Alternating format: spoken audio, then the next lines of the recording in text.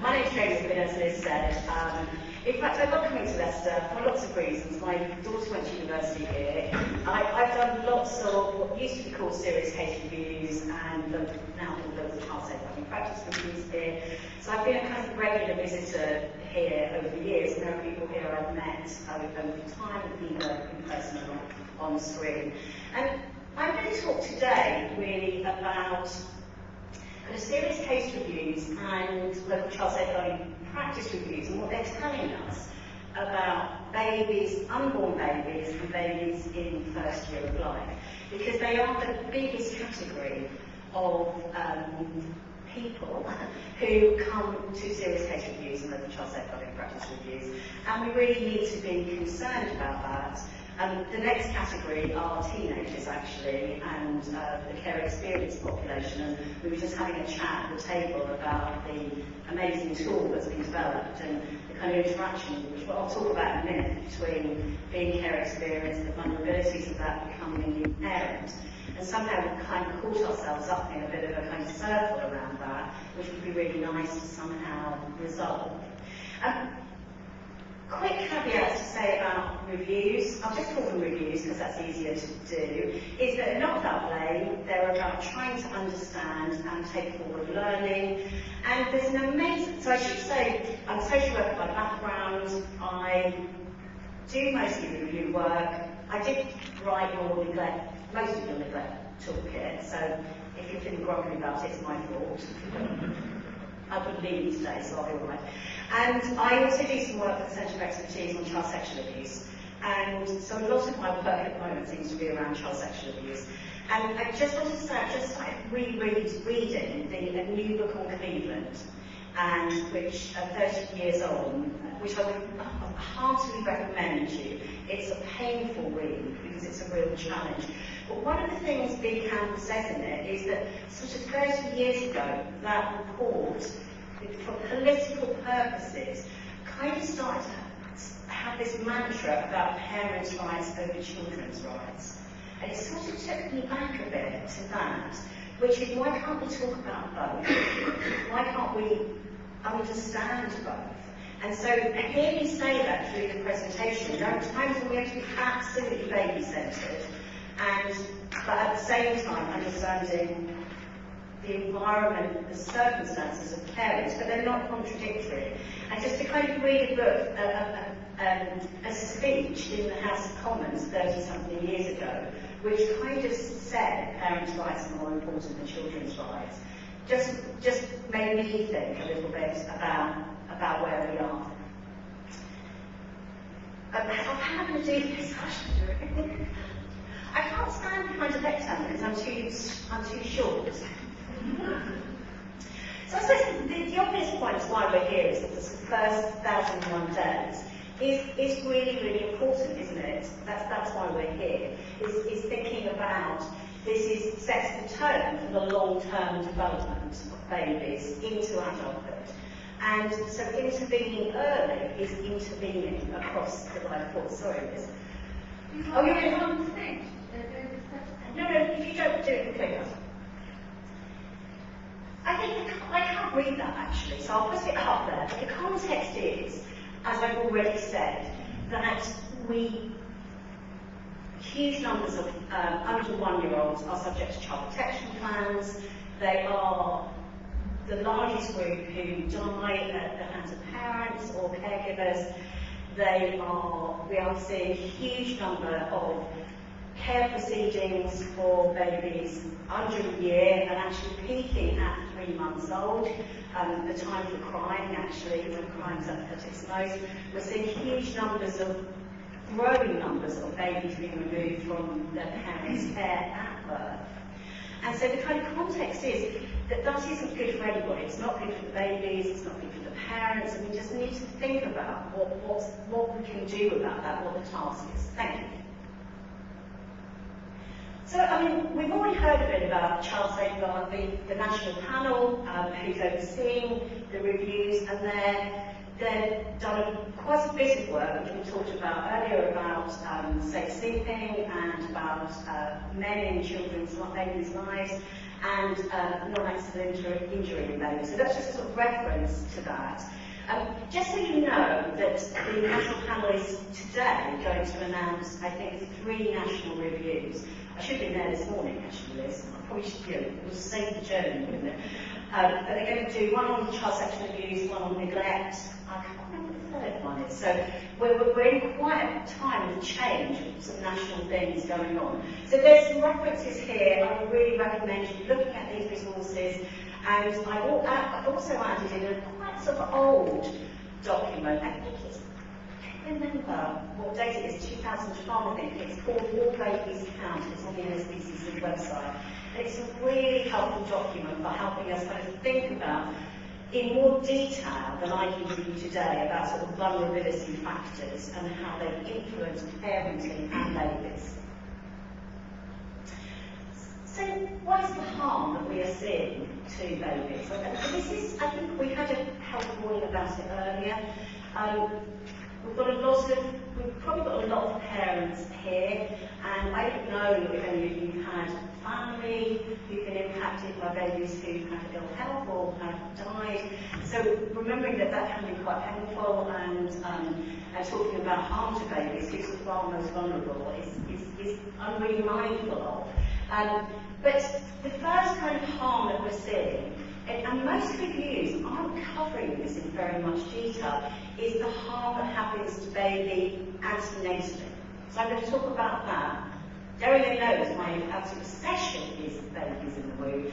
She knows also the reason my obsession is because I'm a triplet, and I just, I started my life with other people, so I think that must have influenced why I think about that. What was that like with 3 of us in there? What was going on? So it's really, really important that we are thinking antenatally as well as postnatally. So that's the first time. We've turned that on safe sleeping, and I'm not going to talk much about that. Quite a lot of reviews with a lot of harm, either kind of serious injury or death, comes from preventable accidents. I'm doing far too many reviews where accidents were seen as accidental. It happened. Accidents happen. Rather than they were things that could have been prevented and we could have done something about. There is actually a really good leaflet about preventing accidents that is, I think, quite useful to have. And I think it very much links to the work we're doing on the unsafe sleeping. So doing some accident prevention work when you are coming across any accidents in the context of neglect is really, really important. I reviewed lots of babies who either died or were seriously harmed, and they have had many, many accidents before there's this critical incident that happened. We're also seeing non-fatal physical abuse, we're seeing non-fatal neglect. Neglect is a huge thing for babies, and I'm going to talk a bit more about that as we go along, but really thinking about babies' needs are really important. Obviously, non-accidental head injury is one of the biggest categories, and linked very much to some of the work you're doing about sleeping, but also about crying, and actually how we can respond to that. And particularly thinking about men here, men as fathers, men as partners, with histories of concern who may not have had any advice, won't have turned up to any of the appointments, won't be targeted very much about understanding the needs of babies.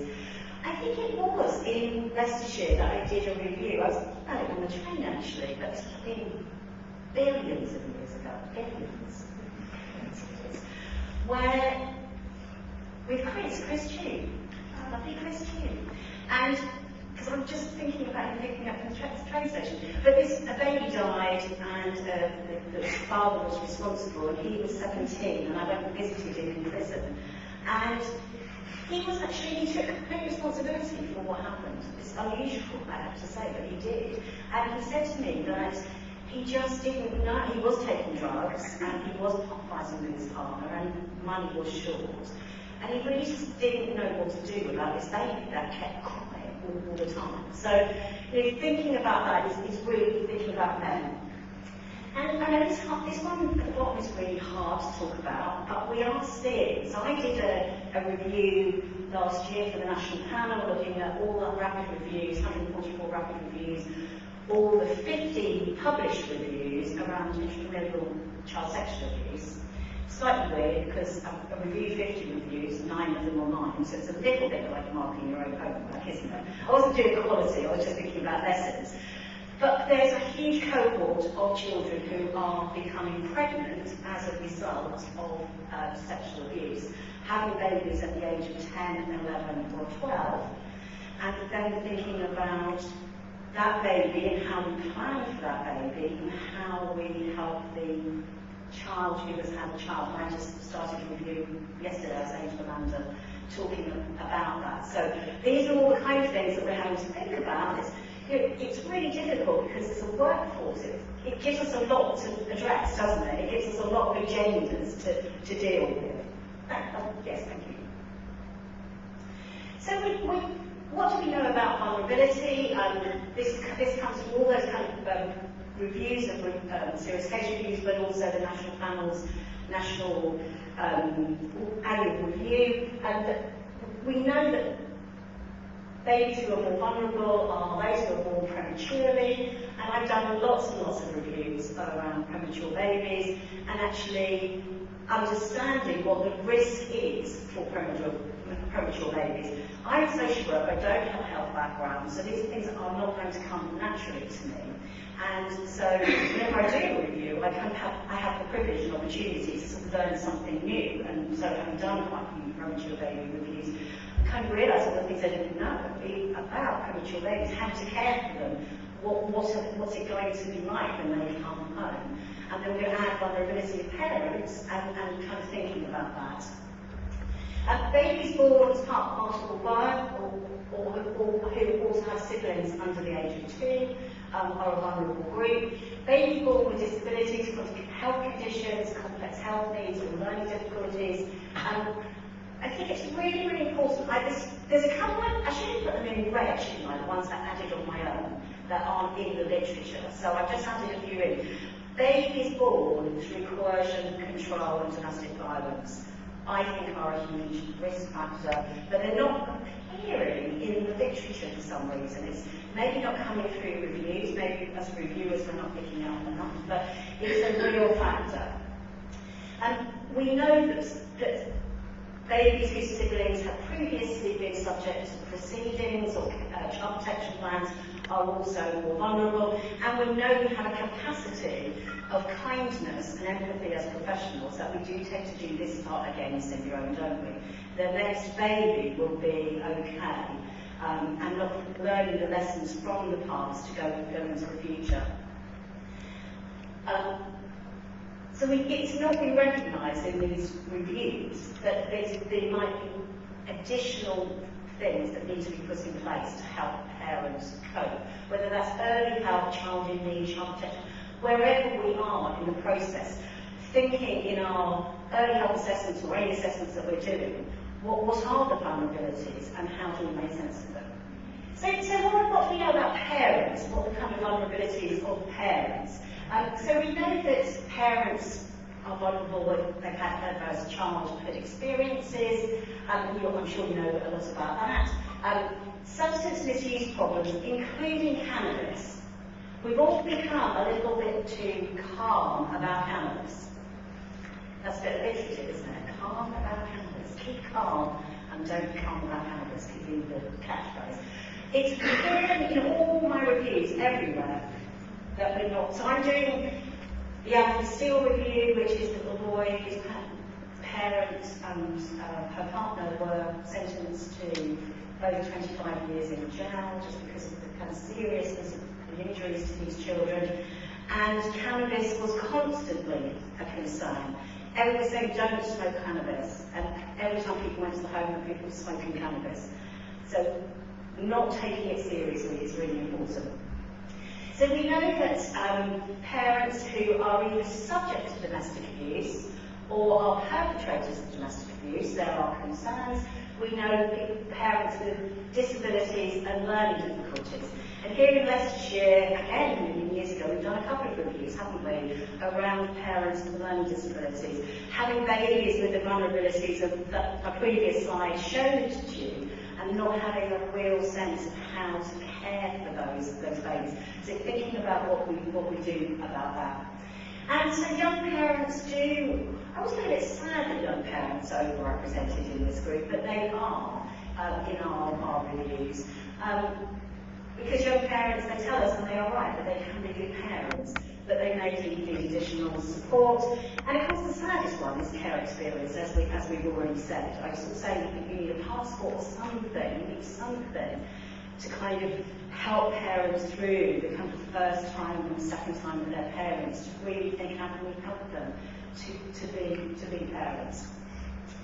One of the things that's coming up in my review, so this is one of mine, is families where there are large numbers of children, and those children are born in very quick succession. Almost mum's pregnant, she has the baby, she's pregnant again, she has the baby. I've got one where I had 7 children, and 2 children were born in the same year, January, December. Or was it the other way around? Was it December? No, it can't be the other way around. But actually, not asking, what does that mean? Is this an issue of sexual violence and control? And what's the impact of that is really important. Yeah, thank you. A word about domestic abuse. So, Amanda and I were talking just about the number of reviews we're doing. I know we're supposed to be talking about babies, but we can't help thinking about the babies growing up and being in an even more complex world. And so we're doing a lot of reviews around young people involved in violence, knife crime, gun crime, and dying or killing other children. And domestic abuse and violence must be at the heart of this, alongside physical abuse, which we started to call physical chastisement for some reason, unbeknown to me. And so domestic abuse we have to get right. Now the domestic abuse legislation came in 2021. It made absolutely clear, didn't it, that domestic abuse is perpetrated by one person, or occasionally a family group, over another person. And we can talk about the coercion, control, and violence, and financial, and all of that. But what we need to be clear is that there is a perpetrator and there is a victim survivor. And they need to be talked about differently and separately if we're going to create change. Because they are not going to be parenting a baby in the same way together if one person is coercing and controlling and the other one is being coerced and controlled. And so for that reason, I'm eradicating. You may think this is very bold to take over the world on this matter, but I'm eradicating 3 phrases. The first one is domestic abuse in the family. What's wrong with that?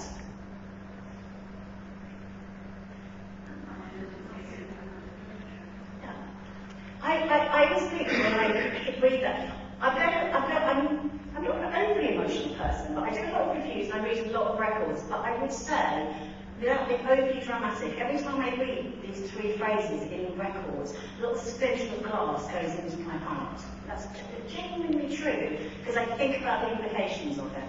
So, domestic abuse in the family. A suggests the toddlers at it, with their black battle, everybody's going around being violent to each other.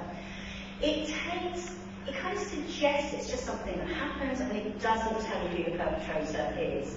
And my God, if you were experiencing the levels of violence and coercion and control that some women are experiencing, because largely in our world it's women, largely, and you read it's in the family, then you would not say. The second phrase is domestic abuse between the couple, the within between.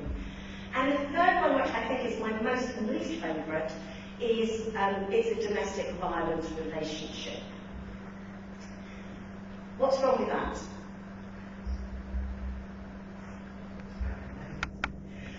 I think more than that. I think we connect domestic violence and relationships together. So what perpetrators will say is all relationships go through a little bit of rough and tumble. And we'll try and normalise it, won't they? That this is what happens in relationships. And then we replicate it by talking about it as if it's a relationship.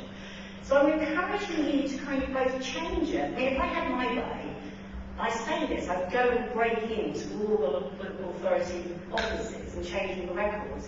There's probably a kind of cut and paste, isn't there, that you could do across all the files.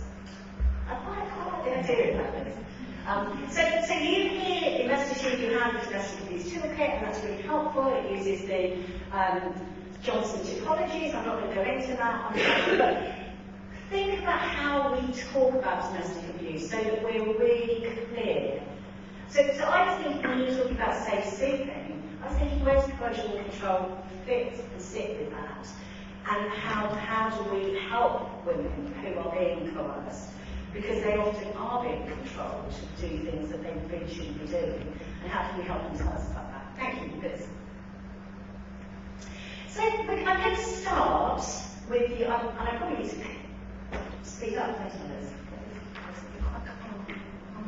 I'm going to start with the unborn baby. And because it's the foundation for future development, it's the start of the relationship between the baby and the parent in a reciprocal way. It's the start for the parent to make sense of the baby. I think I won't kind of labour this too much, that's probably an unfortunate phrase, but it's really important for us to think of the womb as baby's first home. And that baby needs to be in a home that feels safe, stress-free, joyous, calm, comfortable. And we don't always think about this being baby's first home. What's life like for a young-born baby at this time? Now, I was telling my youngest daughter, these 20s, that I was coming to do this, and she's saying, Mum, I hope you're not being pro-choice in this, because I was talking about the needs of babies. And I'm not. I'm just saying when people decide to have a baby and go forward with a baby, we need to help them think about how to keep that baby safe.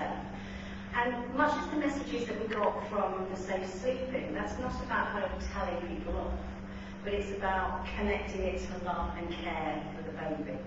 One of the things I've really, really noticed in all the work that we do is that, and I'm sure I've done this myself, so as a social worker, I'm absolutely certain I do this myself, but we quite often say to people, families, if things aren't going very well, the next thing that will happen is you will get a social worker. I always have this idea of sort of being that nice Jane Wiffin is a threat to come round to your house. It's that nice Jane Wiffin round. And when we've got the nice Jane Wiffin, the next thing is, we're going to have an early help plan, or it's going to step up to child in need, or maybe child protection. A, it's a threat, but B, it doesn't really make much sense to people because it's a process. Actually, what we mean is, if you don't do this, if you don't put a baby in safe sleeping, something bad is going to happen to that baby, and you don't want that to happen. It's not about the process. And so it's the same here, that we're not kind of telling you off, we're saying it as a demonstration of love and reciprocity of love, we need to think about how to keep babies home safe. So all these things, as you saw, babies are impacted by all these things. They're impacted by alcohol, they're impacted by smoking. I was happy to see your emphasis on smoking, because that's another thing that we can underestimate in terms of the impact on the unborn baby. Domestic abuse and violence, and stress and mental health. Now, parents and mothers can't help their mental health needs, and they can't help the stress, but we can support them to address that. All of these things will have an impact on the unborn baby. Thank you. Please. And, I did a presentation last year, which I think is still on your YouTube channel. So if you want to look a bit more at the evidence base around the kind of immediate short-term, long-term impact of these on babies, I'm not going to say too much about it here, but just to say that one of the things is that this is sort of none of the matter really, is that these babies who are impacted by drugs or alcohol or smoking, we have a higher risk of miscarriage, we have a higher risk of stillbirth, we have a higher risk of carrying prematurity, an impact on labour, more traumatic labour, with then more traumatic We had neonatal abstinence syndrome. That's something, the last review I did here, no, not the last, but one review, which Michael will know about. It was a baby born with neonatal abstinence syndrome and how to manage that baby when that baby goes home, all the different carers and how do they deal with that. And we've got low birth weight, we've got poor feeding, brain damage, and got how the mother feels about the baby. Because mums who take drugs and alcohol and smoke feel very guilty. So the kind of baby can be a little bit of a reminder of that, and we've already sort of broken up a kind of connection. And these are all the things that we're going to impact in the first year and the ability to be able to parent.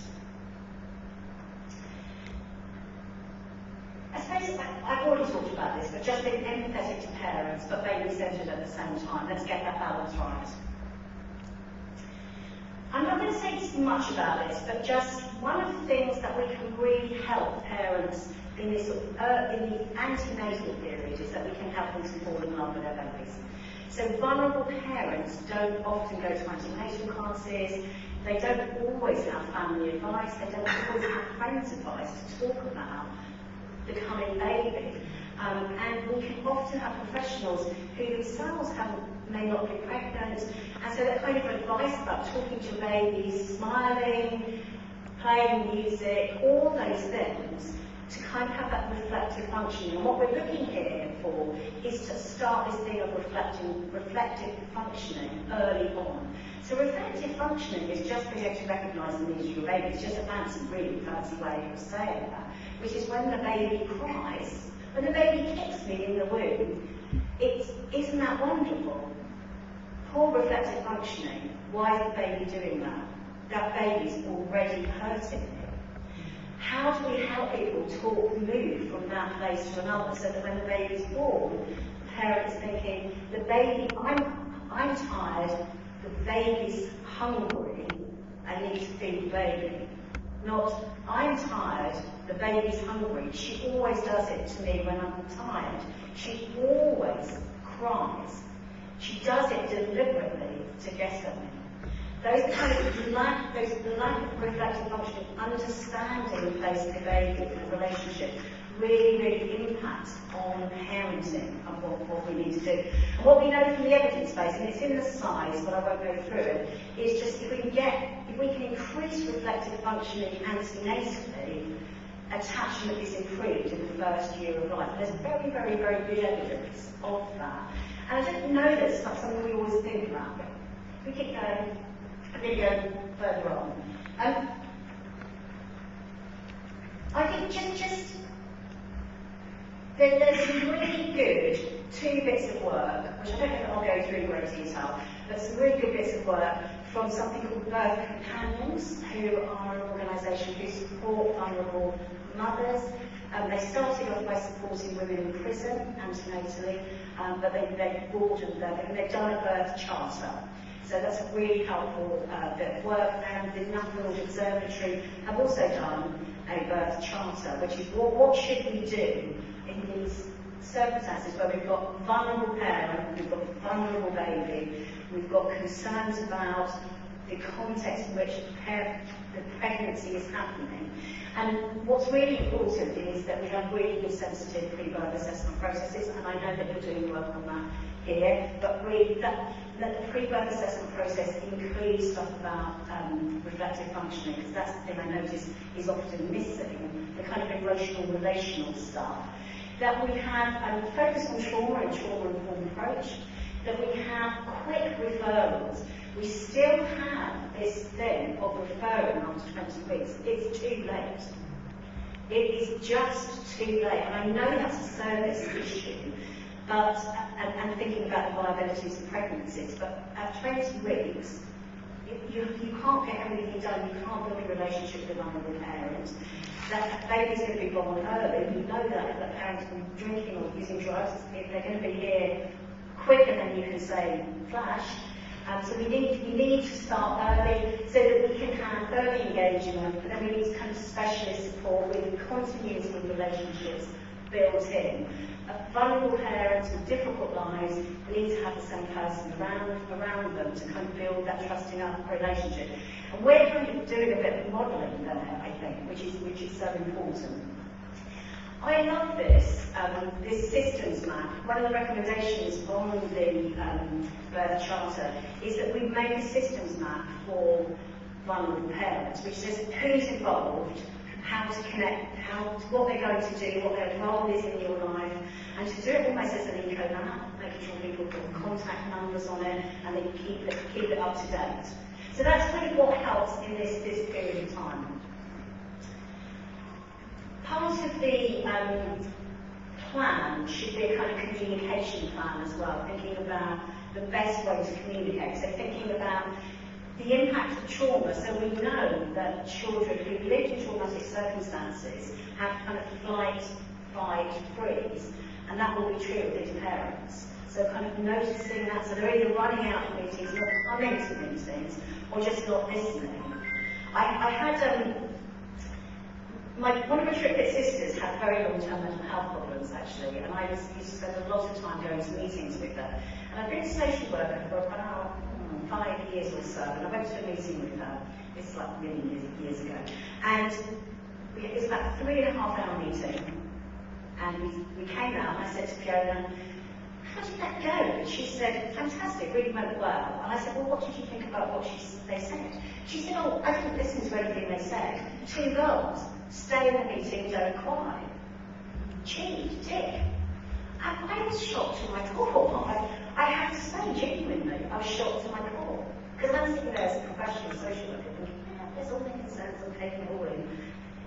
Don't cry, don't leave the meeting. So thinking about, that's been one of the things that stayed with me, and I share that with you. So thinking about communication, so thinking about comprehension, particularly given gaps in education, thinking about literacy, learning disability. Obviously, we've so wrecked that problem in terms of, there's some really fantastic guides to communicating to parents who have a learning disability. I know none of you got any time, but if you're working with a parent with a learning disability and you don't know the top 10 rules, then go and find them. Because you're just going to waste a lot of time, your time, their time, without that. And then thinking about the use of interpreters. And of course, interpreters are really important, but they have to be briefed. So what we do is we often ask interpreters to come, and we don't really tell them what we're going to be talking about, and we don't tell them about sensitive subjects, and we don't tell them that if there's a word we're using that's not in their language, that they need to tell us about that, and that they don't need to be sensitive and think about the person they're interpreting feelings. I mean, they do need to think about it, but quite often we know that interpreters don't feel comfortable saying difficult things, and remembering that parents may have very good English as a second language, usually better than our understanding of their language. But I did a review for a little girl who said, Jane, everybody can talk to me, but when I talk in English, but my heart speaks in patois. And when I'm talking about things at the heart, I need the patois, not the English.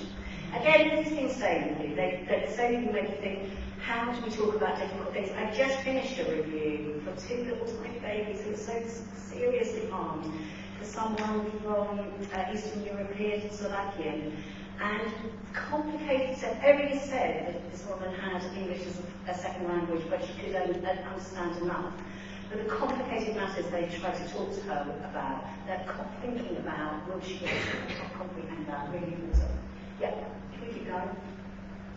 So that's kind of pre-birth. We're going to just move very quickly on to think about what the reviews tell us about babies who are harmed in the first year. I think a lot of it comes from the antenatal period, and that's why I spent quite a lot of time on that, because I think we can see it coming. But yeah.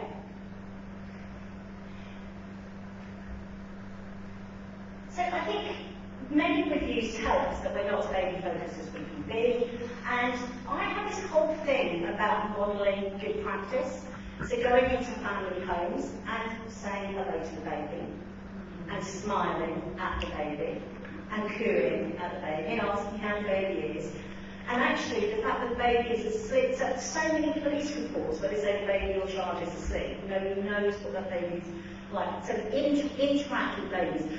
Not as a kind of forensic thing, but actually as a modelling thing, you're showing how to be with babies.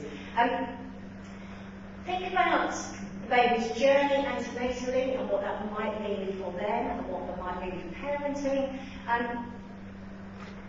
I kind of put in about a checklist around safe sleep, but you've answered that question for me. You have a checklist. You've got something you can take into people's homes. So thank you. Yeah. So thinking about family circumstances, what we know for these babies in the first year, there was a real lack of recognition of the seriousness of signs and indicators of neglect. And I'm kind of somewhat reluctant to say that a baby who has constant nappy rash is in constant pain and will constantly not be able to sleep. So I see reports where people say the baby had nappy rash. The last one review I did was down to the knees, and people talked about the baby being uncomfortable. That's like, everybody here has cystitis. And someone said she gets a little bit uncomfortable. Would you be as friendly as this too? I don't think so. I just did a review where somebody wrote, these are all lovely people, I'm not being critical, I'm just trying to reflect on things. But I did a review where somebody put, this 8-year-old had all her teeth removed. And in the report it said that she had dental hygiene issues. I said, I had great dental hygiene issues. Losing the teeth is being at 8 years old, the whole lot of them. I think it's a little bit more serious. We're being euphemistic to be kind. It comes from kindness because we don't hurt people's feelings. But then nobody knows the seriousness of it. So we have the description low-level neglect, my pet hate. What does that mean? Low-level neglect, what does it mean for that baby? Because it may not feel. We use the phrase good enough parenting. What does that mean for this baby today? And we talked about, we have justifications. We all have our own standards. It's a premature baby. It's going to be difficult to care for. It's a baby with a disability or health needs. It's going to be difficult. And we find ourselves justifying why the care the baby's provided with is not quite optimum. And what we do is we reinforce that the baby is the problem, not the parent needs to change. So we just need to think about that, because that's the style of child blame. Thank you. And really important when we think about family circumstances, so really key to think about the cultural context of parenting. And there is no sort of blueprint for how we parent or the cultural context of parenting. So there's no manual for that, so we have to ask people, are you using cultural grounds here? So cultural grounds is really, really important. I've got an example of one behind me, but where do people get cultural ground if people haven't got access to it? Do you have a template? Okay, great. Well, thinking about that, we need to think about the ethical response to domestic abuse that I've already talked about, and really important about talking about depression. Depression in fathers is emerging as a really, really massive issue that we're not quite kind of getting to grips with. So I'm going to do a very quick exercise about capacity to change, and then I might just have a couple more minutes, Liz, to say things. So has everybody got a bit of paper in front of them? If you haven't got a bit of paper, you're just going to have to do this in your head. Just in your head. I want you to, those of you with paper, to do 4 columns.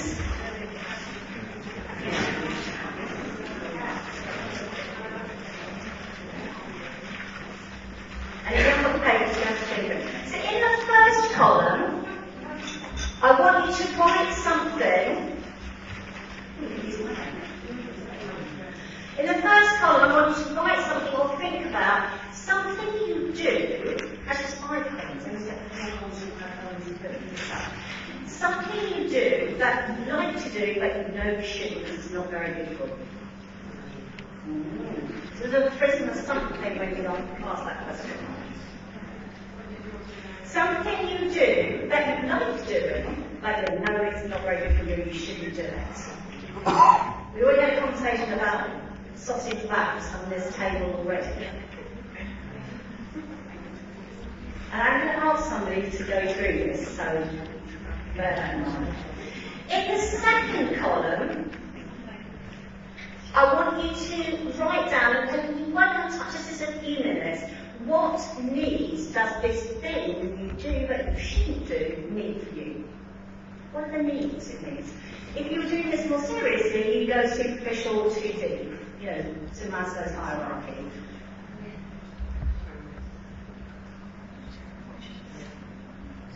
Okay? Everybody just quickly look at me a minute. I want your attention.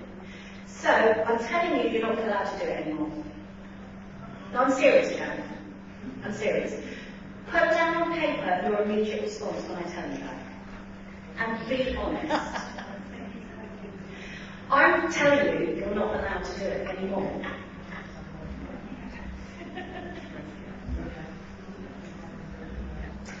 Column 4 is James told you not to do it, so obviously you're not going to do it anymore, obviously. And so you're going to have to find something else. What are you going to replace that thing with? Now you have to remember, when you replace it, it has to meet the needs in column 2, because otherwise it won't work. And column, just for the interest of time, column 5 is this extra, this new thing you're going to do. Does it cost you any more money? Does it cost you any more time? Are there any sort of consequences?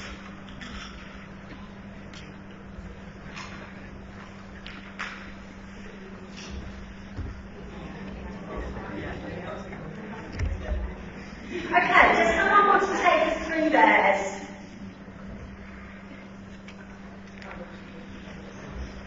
So I thought that I drink alcohol, which I know is bad for me, but I do enjoy it.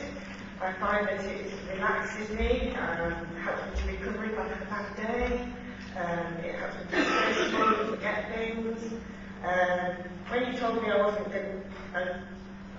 I just want to focus on the needs, because they're quite important, aren't they? It serves quite a purpose. I know it is, I know you. But it's quite, you know, it's quite sort of integral to kind of dealing with a difficult job and being pressurised and having a difficult time. So I want us to take the needs bit of this seriously. When you said I couldn't do it anymore, I thought that I would probably still do it anyway. Thankfully, what a cat. How dare she? How dare she? Who's she? It's not James Wiffin. Exactly, what's going on? Remember that that's the self-talk. I talked about this over here, self-talk, what we say to when people are telling us one thing, we're thinking another. I've had so many reviews where people said, yeah, Jenny, I was listening to them, I wasn't listening, I was just sort of there, I was in my own head, something else going on. What are you replacing it with? Well, I thought about replacing it with a non-alcoholic version. I genuinely believe that I probably wouldn't give it up anyway, in all honesty. It does the non-alcoholic cost a bit more, It but does it's not as tasty. It's not. I don't think I'd like it as much, and maybe it costs more. So yeah. I hope you see the point of this, which is we talk to people about change all the time, and we don't think about what needs the thing we want to change is meeting, and if you don't think about the needs, you're not going to change, and if you're not, Jan. I was going to say, in terms of, I mean, I don't think we discussed the same sleep, but it's how, it's not the leading up, is it? We're not asking, I mean, obviously, you're drug and alcohol, doing certain cessations, and that's different. It's about making that reasonable adjustment so that they can be charged as a harm in their circumstances, rather than saying, we can't do that anymore. I'm not saying that we just continue to take it.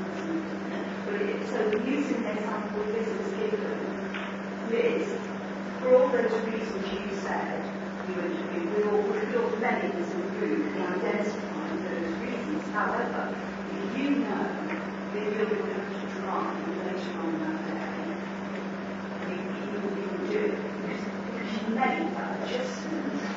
And that's what we are saying about the same tool. I'm not disagreeing with what you're saying, it is about making that reasonable adjustment in the circumstances. It's putting the better first. And I agree with you, because I think we also know the self-talk that somehow talks people out of that.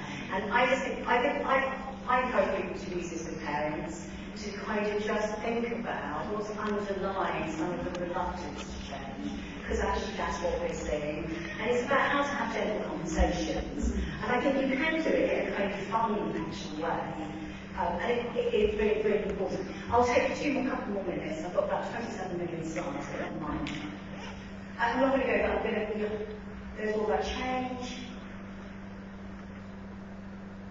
I mean, I think just in terms of what the evidence base tells us, I think is that our antenatal postnatal services aren't including men as much as we want them to, and we need to change that. We know that that's a systems issue, and we know coming up from all the serious case reviews is kind of sharing of information across computing systems, you know, the kind of information that GPs hold and the threshold for when that information can be shared, particularly about men, is important. Yeah. I wanted to say something about child in need, and I'm probably going to stop after that. It's just that one of the things that's emerging is kind of what's, I'll put you early help and then finish, is emerging as sort of another systems issue, is that our understanding of child in need processes. And again, I can remember the 1989 Children Act, and Section 17 of the Children Act is that child in need is a statutory process. I keep having people tell me it's not. I do keep thinking, didn't the act get repealed in the time it took me to travel from here to there? Because people feel they can't enforce it somehow, but what it says is that this is recognising that a child has unmet needs, and without services, those needs will deteriorate. So this baby has unmet needs, and without those services, the baby's needs will bound to deteriorate, and neglect is bound to get worse. What we know about neglect particularly is that it never gets better. It doesn't get better on its own. What happens is that it gets more entrenched, more struggling, parenting patterns come in place. Babies and children are not helped to manage their crying and their behaviour, so parents start to think, my baby, my children are unmanageable, nobody can be expected to baby parent this. And that's what I see all the time. I see time, years and years, pre-birth to 17-year-olds, kind of this constant downward spiral because it hasn't been addressed. And this child in need is just kind of think, what we're saying is that parents can refuse services that are designed to improve their children's circumstances. And I just think there's something we need to think about how we think about that, and what we can do about that. We also need to think about that child in needs are not being kind of prioritised by child protection plans, so a lot of the services are at this level for babies particularly, and that we aren't seeing multi-agency assessments. Assessments have become something that children's services do rather than that the multi-agency does together, and there is massive confusion about whether we can share assessments when they've been completed. And I can genuinely say to you, and maybe I'll put a stop on this point in the next 3 minutes to 12, is that I have done about 49 reviews of harmed children or deaf to babies, where if the assessment had been shared with a professional group, we would have been made a difference because they would have understood what's going on. The primary legislation for assessment does not say that you need to seek consent from parents to share information. It says it's best practice to do that, but it also says that if you're going forward with a plan, that the people involved in that plan need to see the assessment to make sense of what they need to do to protect that baby. I guess that's my final plea for you, is just to think about, we know what the vulnerabilities are, we know what the baby's vulnerabilities, we know what parents' vulnerabilities are, and our task is just trying to help make changes and kind of safeguarding these children the best way, babies the best way we can. So thinking about kind of child in need, how do we make that better? Early help, massive confusion about step-down process, who's the lead professionals, where can we share information?